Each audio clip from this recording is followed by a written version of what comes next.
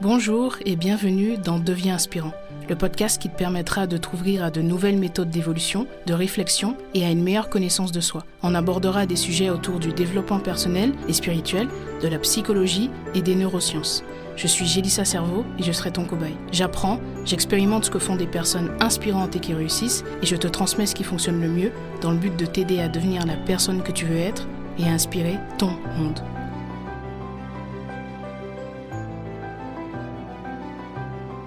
Bienvenue dans ce nouvel épisode. Aujourd'hui, je vais te partager mon bilan de l'année 2024 et comment réussir ton année 2025. Comme je le fais chaque année, je dresse un bilan de mon année qui vient de s'écouler pour justement que ça te vienne en aide et que ça te permette aussi de pouvoir faire une introspection parce que comme tu le sais, j'accorde une grande importance à l'introspection. Je pense que c'est important de le faire régulièrement, mais avant de démarrer une nouvelle année, c'est d'autant plus important pour comprendre ce qu'on a vécu, parcourir les différents événements de ta vie pour en trouver le sens et aussi pour te fixer des nouveaux objectifs qui sont alignés à ta vision, qui sont alignés à ce que tu veux et à ce que tu as compris durant l'année. C'est très important de pouvoir prendre en compte chacune des expériences que tu as vécues et non pas se laisser porter par la vie, mais être réellement acteur de sa réalité. Dans cet épisode, donc, je vais te partager certains événements de ma vie, ce que j'ai pu comprendre, ce que j'ai pu apprendre.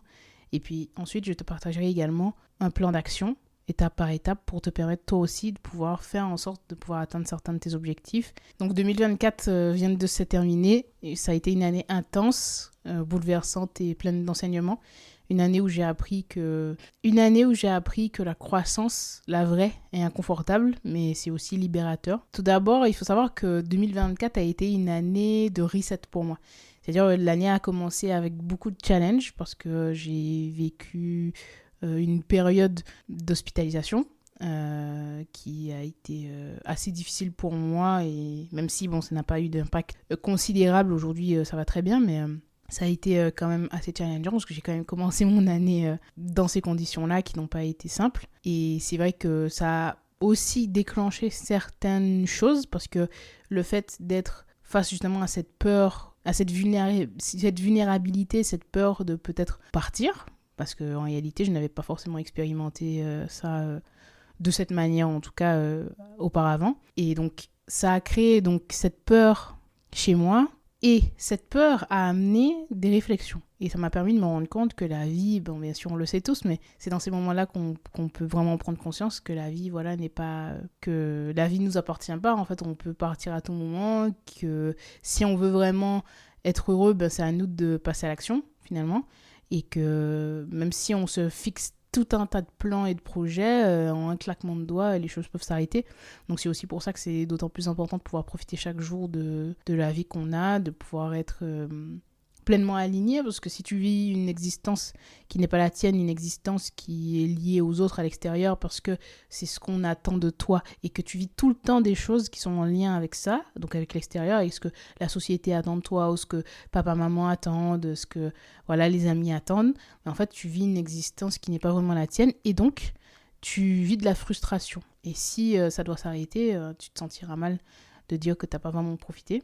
Alors ça ne veut pas dire que tu dois tout le temps être à l'écoute de tes émotions qui sont à court terme, en fait, qui sont juste passagères. Ça ne veut pas dire que tu dois écouter chacun de tes désirs parce que certains d'entre eux ne sont pas forcément bons pour toi. Mais ça veut dire que tu dois apprendre à être un petit peu plus à l'écoute de ce qui est à l'intérieur de toi pour être aligné. Parce qu'une vie alignée est une vie plus simple.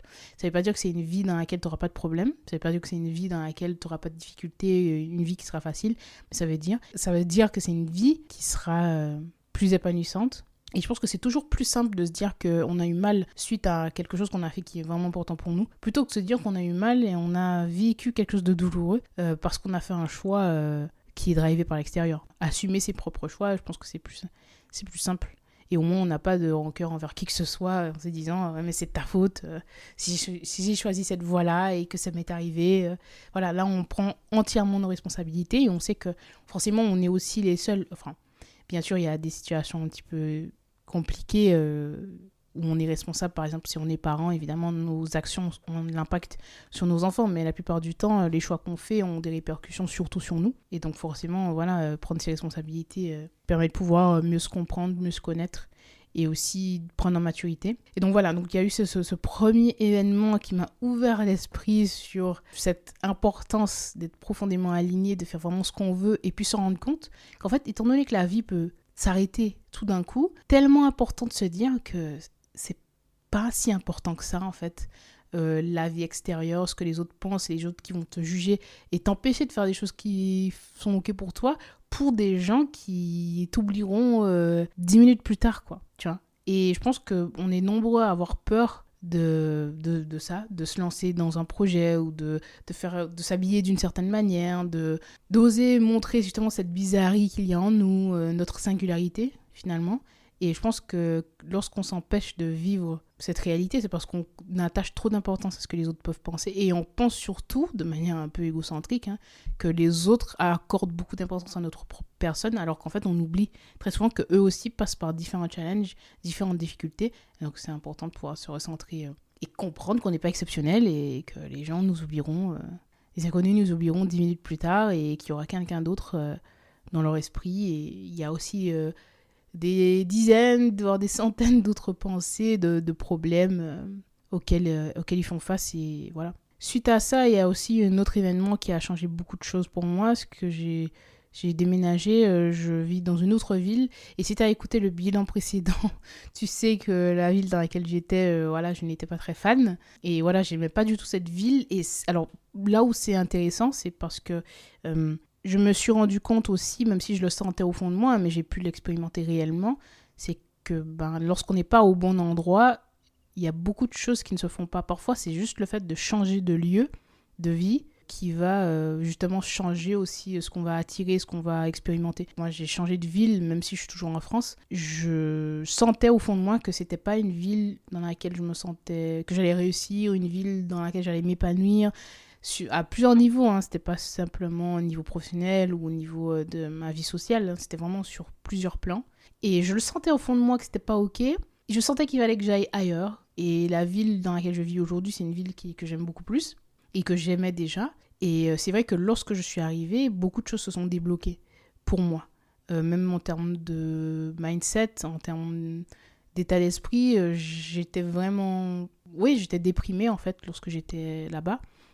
Et en arrivant dans cette nouvelle ville, je me suis rendu compte qu'il y a beaucoup de choses qui commençaient à aller mieux, alors même que je n'avais pas encore commencé à mettre en place de nouvelles actions. Et c'est aussi les nouvelles actions, évidemment, tu le comprendras, qui m'ont permis de m'épanouir encore plus. Mais le changement de ville, ça a été vraiment, vraiment très impactant. Et je pense que j'aurais pas vécu les choses de la même manière. Mon année n'aurait pas du tout été la même si j'étais restée là où j'étais avant. Et voilà. Donc, et dans cette année-là, il y a eu vraiment beaucoup de changements physiques aussi. Le fait de changer physiquement, ça a aussi eu de l'impact pour moi. Parce que forcément, on sent son corps changer. Donc, il y a beaucoup de choses qui changent dans notre esprit. Comprendre aussi que parfois, même en changeant physiquement, il y a des insécurités que tu peux avoir qui restent. Et donc, ça m'a permis de me rendre compte aussi à quel point c'est important de faire un travail émotionnel, de faire un travail sur soi à l'intérieur, en plus du travail physique. Parce que même si tu changes physiquement, et donc moi j'ai perdu beaucoup de poids, même si il y a eu ce changement physique, si tu changes pas à l'intérieur, si tu fais pas ce travail à l'intérieur, tous tes traumas, toutes tes insécurités, tes comportements dysfonctionnels, ils restent. Tu as peut-être changé physiquement, mais tu es toujours la même personne en fait. Et puis ensuite, il faut comprendre que même si tu changes physiquement, les autres le voient parfois avant toi. Toi, tu restes encore enfermé dans certains schémas, tu te vois toujours de la même manière et donc tu peux avoir certaines idées, certains complexes qui restent et qui ne te servent plus et qui ne te servent pas du tout même. Et donc voilà, c'est ce qui s'est passé pour moi. Je me suis rendu compte que il y avait des choses que je devais travailler de manière intrinsèque et qui n'allaient pas juste se résoudre simplement en perdant du poids. Même si effectivement, il y a des choses qui ont changé juste avec ça, c'est sûr, mais ça ne suffit pas. Et donc c'est aussi un point important que je voulais souligner. Si tu es dans cette démarche pour glow up physiquement, on comprend qu'il faut glow up aussi à l'intérieur parce que ça ne suffit pas. Cette année-là a été aussi une année de rencontres et de guérison. Alors pourquoi je mets les deux sur le même plan? C'est parce que les rencontres ont permis de pouvoir mettre le doigt sur certains de mes dysfonctionnements, certaines de mes blessures. Et donc j'ai compris aussi qu'il y avait certaines blessures que je n'avais pas guéries, que je pensais avoir guéries. Parce qu'en fait, lorsque tu es en ermite, lorsque tu restes seul, lorsque tu n'expérimentes pas ou très peu de relations et que tu te replies sur toi-même, évidemment, tu as l'impression que ça va. Parce que forcément, les autres sont des révélateurs de ce qu'il y a en toi, et tout le temps. Ou si tu ne rencontres pas de personnes, donc tu n'es pas agacé par les gens. Si tu n'es pas agacé, donc tu ne peux pas faire ce travail, parce que comprendre, être agacé, les émotions que tu peux ressentir par rapport aux autres sont toujours des indicateurs de ce qu'il y a à l'intérieur de toi. Plus les gens t'agacent, plus il y a quelque chose à regarder à l'intérieur de toi d'ailleurs. Et puis il y a aussi la peine, il y a aussi la joie d'ailleurs. Et quand tu es inspiré par des gens, il y a aussi quelque chose à aller voir chez toi. Et donc moi j'ai rencontré des personnes qui m'ont challengé, qui m'ont soutenu, mais qui ont aussi révélé ce que je suis. Et certaines relations m'ont montré mes blessures, d'autres m'ont prouvé que j'étais capable d'aimer et d'être aimée autrement. Et j'ai surtout compris aussi, ce qui est intéressant, c'est que j'étais dans un rejet de l'amour qu'on pouvait me donner, et que j'étais tout le temps dans cette démarche où je devais faire des choses pour être aimée. Et même si je pensais avoir dépassé ça, j'y étais encore. Voilà. C'est fou, hein. Se dire, on fait ce travail et on remet en question, on travaille beaucoup sur soi, mais on se rend compte que c'est pas si facile que ça prend un peu de temps. Et donc, c'est important d'être indulgent envers soi-même, parce que ce process, il est un peu long. Et c'est important d'être indulgent envers soi-même aussi, parce que ça permet d'être indulgent envers les autres aussi, hein, parce que tu rentres en guerre avec les autres aussi, si tu n'arrives pas à avoir cette indulgence envers toi. J'ai compris que j'étais dans ce schéma, et donc j'ai travaillé, mais différemment. Et d'ailleurs, je ferai des épisodes là-dessus, précisément, et je ne vais pas m'attarder sur ce sujet. Mais ouais, j'ai eu ces prises de conscience-là, et donc c'est intéressant de se dire, en fait, en se confrontant constamment aux autres, en expérimentant justement des rencontres, des relations, en y allant pleinement, parce qu'on a souvent cette peur, et donc moi la première, cette peur de se dire, mais en fait je peux être ébranlée. Si je laisse la porte ouverte, si je donne de la place à une personne, si je donne de mon amour à une personne, je peux être blessée. Cette personne a la capacité de pouvoir me faire mal, parce que je me montre vulnérable. Et donc forcément, on est tout le temps dans une retenue, et donc moi la première. Et donc j'ai compris que c'était important parfois aussi de pouvoir se laisser porter et de s'ouvrir à ça, parce qu'en fait, ça fait partie de la vie. Et même si tu as ce risque d'être blessé, c'est ça la vie en fait. Si je sors de chez moi, je peux me faire renverser, ou il peut m'arriver tout un tas de choses. Mais est-ce que ça veut dire que je dois arrêter de sortir de chez moi? Est-ce que ça veut dire que je dois renoncer à la vie simplement parce que je peux tomber malade? Simplement parce que je peux être blessée? Simplement parce que je peux avoir tout un tas de choses? Non, la vie, elle vaut la peine d'être vécue. Donc si la vie vaut la peine d'être vécue, c'est dans son ensemble. Donc l'amour aussi vaut la peine, parce que l'amour, c'est quelque chose d'incroyable. Et donc si je veux expérimenter ce que c'est que l'amour, je dois accepter l'idée que je puisse expérimenter le contraire, c'est-à-dire la peur. Et donc me laisser cette possibilité, et m'octroyer le droit même de vivre cette expérience-là, c'est aussi un cadeau envers moi-même, un acte d'amour envers moi-même, parce que je m'octroie le droit de pouvoir vivre quelque chose de positif et d'agréable, même s'il y a toujours ce risque. Et donc voilà, ça a été pour moi une vraie révélation, et je pense pas que ce soit une mauvaise chose de se laisser d'accepter cette idée-là, parce qu'en fait, en expérimentant ça, tu t'apprends tellement de choses sur toi, et j'apprends encore plein de choses sur moi. Et je trouve que c'est intéressant, c'est enrichissant. Donc voilà, il y a eu ce deuxième point. Et puis également, sans transition, l'introspection, ce travail d'introspection m'a permis d'affronter mes peurs. D'accord, j'ai compris qu'il fallait que, comme je l'ai indiqué dans un épisode précédent aussi, j'ai désobéi à mes peurs. Voilà, parce que c'est vraiment quelque chose que je répète souvent, désobéir à ses peurs, parce que nos peurs ne doivent pas driver notre existence. Et donc j'ai fait face à mes insécurités, j'ai débloqué des choses, j'en parlerai un peu plus après, mais j'ai débloqué des choses. Il y a certaines choses dont je ne vais pas parler parce que c'est encore trop personnel, je n'ai pas envie d'entrer dans les détails, mais j'ai eu des déblocages qui ont été vraiment incroyables. Et ces déblocages ont eu lieu parce que j'ai accepté d'oser, et c'est parce que j'ai désobéi à mes peurs. C'était terrifiant sur certaines choses. C'était terrifiant, mais je l'ai fait quand même.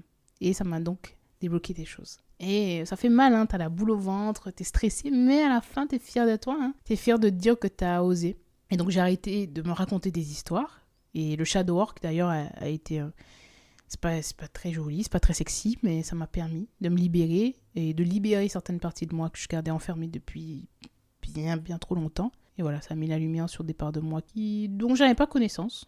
Voilà. Et donc, ça a créé la naissance d'une nouvelle vision pour ma vie, pour mes objectifs, pour ce que je voulais. Donc, je me suis recentrée aussi sur ce que je voulais vraiment dans ma vie, sur tous les domaines. Si tu me connais un petit peu, tu sais à quel point j'adore faire des plans d'action. J'adore me fixer aussi des objectifs et des plans. Et sans cesse comme ça me renouveler pour essayer d'optimiser un petit peu tous les aspects de ma vie. Et donc, j'ai compris que certains schémas ou certaines directions n'étaient plus les bonnes. Compris où est-ce que je voulais vraiment aller. Compris aussi que parfois, il y a certaines choses que je voulais qui étaient liées aussi à l'extérieur. Hein. On s'en rend compte parfois après de nombreuses années. Hein. Parfois, on est convaincu qu'on fait quelque chose pour soi, alors qu'en fait, si on creuse un peu, on voit qu'en fait, c'est pas trop ça. Il y a ce besoin en nous d'être validé par les autres, ce besoin d'appartenance qui fait que tu veux qu'on te reconnaisse à travers ce que tu es, à travers ce que tu fais. C'est-à-dire que quelqu'un d'autre se dise « Ah, c'est bien ». Parce que parfois, c'est aussi lié à nos traumas, parce qu'on n'a pas été assez valorisé dans l'enfance. Mais même lorsqu'on l'a été, il y a ce besoin-là chez l'être humain. C'est un besoin fondamental. Et donc, je pense sincèrement que tout ce qu'on fait, tous les projets qu'on crée, lorsque tu crées quelque chose et que tu te montres, il y a toujours ce besoin d'être validé. Toujours. Pour toutes les personnes qui créent, toutes les personnes qui font quelque chose, il y a toujours ce besoin-là. Mais la question qu'on devrait se poser, c'est pas est-ce que je fais ça pour cette raison, parce qu'il y a toujours un petit peu de ça en fond. La question, c'est se demander, mais est-ce que ce projet que je fais avec en fond cette envie d'être validé est vraiment quelque chose qui me drive? Est-ce que ça me fait vraiment plaisir? Est-ce que c'est vraiment quelque chose qui me fait vibrer? Et donc, si c'est le cas, on le fait quand même. C'est pas grave si en fond, il y a ce petit désir d'être validé, parce qu'on l'a tous en nous. Voilà. Mais la question, c'est, voilà, l'idée, c'est pas de faire quelque chose uniquement pour cette raison-là. Uniquement dans ce but d'être validé. Et en oubliant ce qui est à l'intérieur de nous. Et donc, ça a construit une nouvelle vision, pour moi, plus solide. Et j'ai aussi compris que la vision, c'est pas juste un rêve, hein, c'est une direction. Et pour avancer, il faut accepter de lâcher ce qui n'a plus sa place. Donc, il faut dire bye-bye à toutes ces mauvaises choses. À toutes ces choses, en tout cas, qui ne nous servent plus. Parce que parfois, il y a des choses qui nous ont accompagnés, certains comportements, certains traits de notre personnalité, certaines habitudes, etc., qui nous ont accompagnés, qui nous ont aidés durant un certain nombre d'années, mais que maintenant, on peut lâcher. Parce que ça ne nous sert plus, parce qu'on est arrivé à un autre stade, parce qu'on prend parfois une nouvelle direction et qu'on a besoin forcément de pouvoir adapter nos actions, nos choix à cette nouvelle direction. Donc voilà, pour résumer, cette année, j'ai appris que la peur est un mensonge et qu'il ne faut pas se laisser driver par ça. C'est pas parce que tu ressens une peur qu'elle est vraie et elle va rester là tant que tu la regardes pas en face.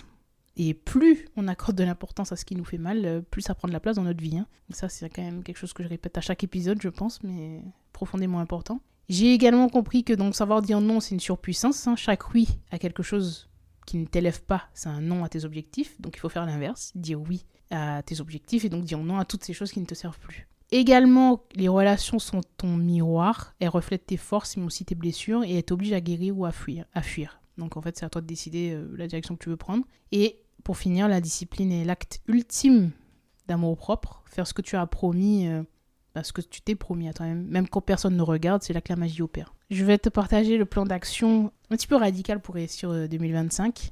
La première étape consiste à faire ton bilan. Ça, je le répète chaque année, mais c'est profondément important. Se poser des questions.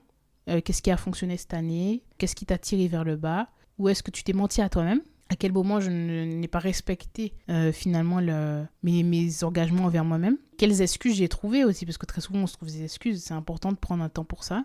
Donc, c'est un petit peu, faire ton bilan à toi aussi. De prendre 20, 30 minutes, 1 heure, peu importe, mais pour écrire justement des réponses à tout ça, comprendre que tu as vécu, ce que ça t'a appris, faire une introspection finalement.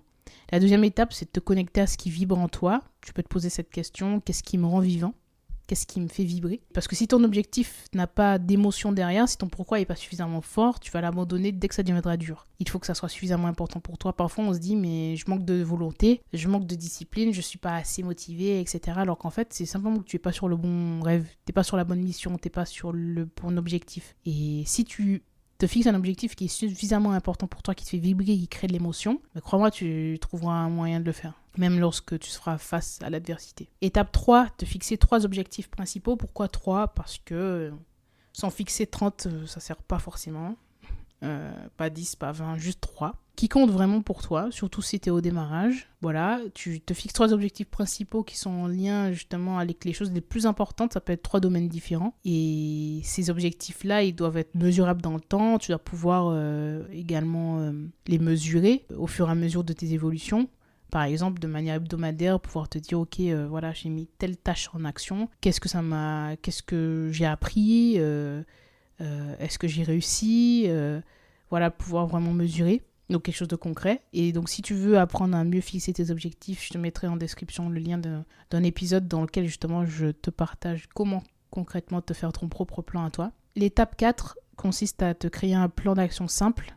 Vraiment, j'insiste sur le fait que ça doit être simple parce que ça ne doit pas t'embrouiller l'esprit.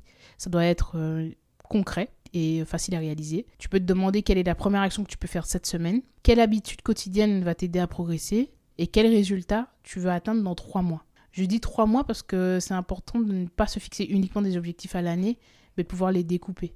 Donc des objectifs sur 3 mois, sur le mois, des objectifs hebdomadaires également, et même au quotidien. Et tu peux également utiliser ChatGPT pour te créer ton plan d'action étape par étape. Je te mettrai un prompt dans la description pour que tu puisses lui demander de t'aider en fonction de ton objectif. L'étape 5, protège ton focus. C'est une étape très importante et je sais à quel point c'est difficile en 2025. C'est important de supprimer ce qui te distrait. Et donc, c'est ce que je disais tout à l'heure, hein, de pouvoir dire non à certaines choses, de dire non à ton ami qui te propose de sortir ce soir pour boire alors que tu sais que tu travailles le lendemain, de dire non à ces sollicitations, de dire non à certaines choses, même quand c'est parfois alléchant, parce que ça te distrait finalement. Et de dire non, voilà, aux sollicitations aussi sur ton téléphone, quand tu es en mode focus, création, lorsque tu es en mode atteinte d'objectifs. Ça peut être voilà, ton téléphone, les réseaux sociaux, ça peut être voilà, les notifications. Moi, je sais que j'ai enlevé certaines notifications de certaines applications justement parce que voilà, je savais que c'était trop pour moi. Et quand ça devient difficile pour toi, vaut mieux que ça soit comme ça, que tu supprimes les notifications, voire que tu supprimes certaines applications de ton téléphone. Parce que c'est très dur quand elles sont là de résister. Et puis également dans les relations. Ça va être par exemple de t'éloigner d'une personne avec qui tu entretiens une relation toxique ou d'arrêter de répondre à toutes les sollicitations d'un ami, d'une amie, etc. Quand on te dit allez, prends un dernier verre, tu es capable normalement de pouvoir dire non, non là je m'arrête et je rentre. Et c'est ok, hein, ça fait pas de toi quelqu'un de nul parce que tu passes pas ton temps à faire la fête, tu sais que tu as des objectifs en tête et voilà, tu veux juste les réaliser. Et donc voilà, c'est pas égoïste, c'est nécessaire. L'étape 6, cultive ta spiritualité. Et donc quand je parle de spiritualité, je parle pas forcément de religion, personnellement j'en ai pas, mais je pense que c'est important de pouvoir développer une pratique qui te recentre.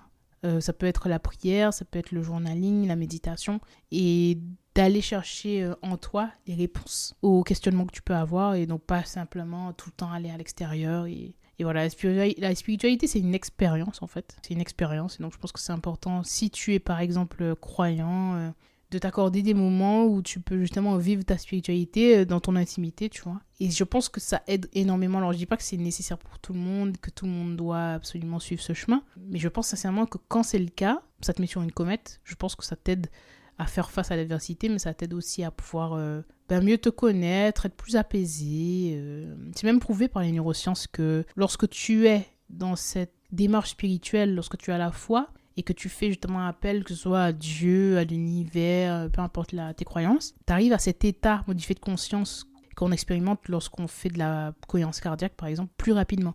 C'est-à-dire que tu arrives à cet endroit-là, à cette paix, à cette sérénité plus rapidement lorsque tu es quelqu'un qui a la foi. Et c'est prouvé par les neurosciences. Donc voilà, si tu es une personne spirituelle, je pense que c'est important de rester sur cette voie-là. Et donc la question, c'est pas de se demander si Dieu existe ou pas, etc. C'est simplement de se dire, ok, ça me fait du bien, je continue. L'étape 7, renforce tes relations. Je pense que c'est aussi important de passer du temps avec des gens qui te font grandir et donc te poser cette question. Est-ce que cette personne me laisse plus fort ou plus vide ? Si tu es face à une personne, quelle que soit la nature de la relation d'ailleurs, c'est important de pouvoir se le dire, Si cette personne me laisse plus forte, si avec cette personne je sens que je peux atteindre mes objectifs, je me sens motivée, je sens que je peux être moi aussi, parce que voilà, je peux parler de tous mes projets, on va pas me rire au nez, on va pas me démoraliser, ni me faire culpabiliser parce que j'ai pas toujours fait tout ce qu'il fallait. J'ai le droit avec cette personne de pouvoir expérimenter tout un tas d'émotions. Et toutes mes émotions sont légitimes, sont entendues. J'ai aussi la possibilité de ne pas toujours être au top. Voilà, j'ai des moments de mou et c'est ok, c'est accepté. On me laisse l'espace pour pouvoir expérimenter tout ça. On me laisse l'espace pour pouvoir même expérimenter la colère, de pouvoir me poser des limites aussi. C'est une très bonne relation et dans ce cas-là, c'est des relations que tu dois garder près de toi. Mais si c'est une relation qui te rend un peu plus vide, une relation où tu sens que tu ne fais jamais ce qu'il faut ou alors on t'entend pas, t'as pas cet espace-là ou ton énergie, même ton corps ne vibre plus ou te met en alerte sans même que tu en aies conscience, ton corps te parle.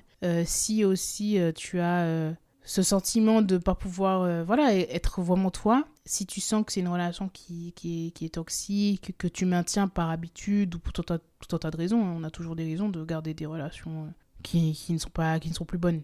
Je pense que c'est important de pouvoir s'éloigner. Et ça ne signifie pas forcément qu'on doit couper complètement les ponts avec une personne, mais parfois c'est bien de pouvoir s'éloigner un peu. Et même lorsque c'est une personne de notre famille, parce que c'est souvent dans ce cas-là qu'on se dit non, mais je vais quand même pas couper les ponts avec mon frère ou ma soeur ou je ne sais qui. En fait, parfois c'est nécessaire. Et parfois c'est nécessaire de prendre un peu de recul, de passer un peu plus de temps avec soi et avec des personnes qui justement t'élèvent. Parce qu'en fait, en passant beaucoup de temps avec des personnes qui te vident de ton énergie, ça a forcément de l'impact sur tous les autres domaines de ta vie. Et donc ton année sera moins réussie si tu donnes ton temps à ces personnes-là en fait. Tes relations ont toujours de l'impact. Même si tu te répètes à toi-même non, que c'est bon, que t'es pas sensible à ces choses-là, que tu es, je sais pas, un warrior, je sais pas quoi. La réalité c'est que ton corps, il absorbe tout ça. On est tous sensibles à notre entourage, en fait. Donc voilà, c'était la dernière étape. Si tu veux que 2025 soit différent, il faut que toi, tu sois différent. C'est aussi simple que ça. Si on fait toujours les mêmes choses, on a toujours les mêmes résultats. Et tu dois être radicalement honnête avec toi-même. Tu dois être prêt à te sacrifier un peu aujourd'hui pour récolter beaucoup demain. Donc dire non à certaines choses qui sont alléchantes pour pouvoir dire oui à toutes les choses que tu veux avoir. Et donc souviens-toi que personne ne va venir te sauver. Mais tu peux te sauver toi-même. Avant de partir, je veux te laisser avec cette question. Qu'est-ce que tu es prêt à abandonner pour devenir la personne que tu es censé être ? Réfléchis-y. Et on se retrouve très bientôt dans un nouvel épisode. S'il t'a plu, n'hésite pas à le partager et à me mettre 5 étoiles sur Apple Podcast ou sur Spotify. Devenons inspirants ensemble.